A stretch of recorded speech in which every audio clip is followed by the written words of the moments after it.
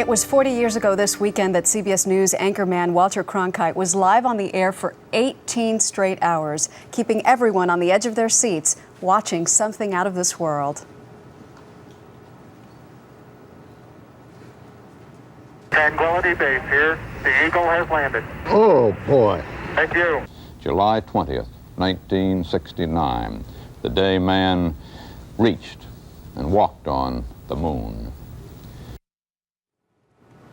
Joining us now by phone is astronaut Buzz Aldrin, who walked on the moon 40 years ago this Monday, and also calling in fellow astronaut Senator John Glenn. Gentlemen, thank you for taking the time, and let me begin with you, Mr. Aldrin. When you got back and you saw the videotape with Walter Cronkite's narration of it, what did you think? Well, I just came in from Dayton, where Neil Armstrong and I were at the National Aviation Hall of Fame when I first heard the news. All of us, of course, were very, very saddened for such a trusted voice to have passed on. We knew he was ill for a while.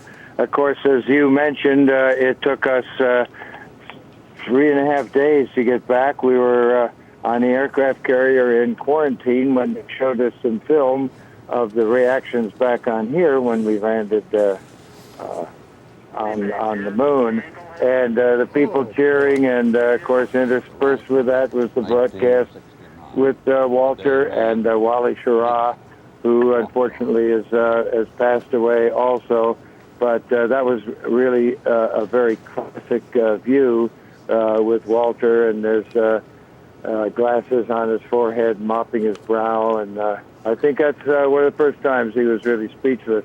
As we saw this, it was just a trite, striking. I sort of tapped Neil on the shoulder and I said, "Look at all that cheering. We missed the whole thing." Of course, what I meant was that the rest of the world got to see the transmissions and the interpretations for those 18 hours. Mr. Aldrin, I have to jump in. I have to jump in for just a second. We want to welcome Senator Glenn in real quickly. Senator Glenn, what was it like to know that you had a fan like Walter Cronkite in the space program? Well, Walter was a good friend, and we were with him a long time. Walter started covering the space program clear back in Alan Shepard's days on that first suborbital flight, and then, of course, covered my orbital flight completely, and then came back all those years later at the end of 1998.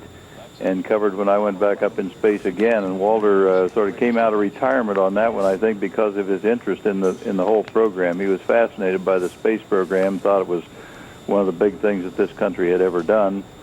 And there's another aspect that I haven't heard mentioned about Walter, though. He was very interested in people and other things too. He was on the board of Give Kids the World, which takes terminally ill children and lets them go to Disney World as one of their last wishes, and was on the Astronaut Scholarship Foundation board too. We shared those places.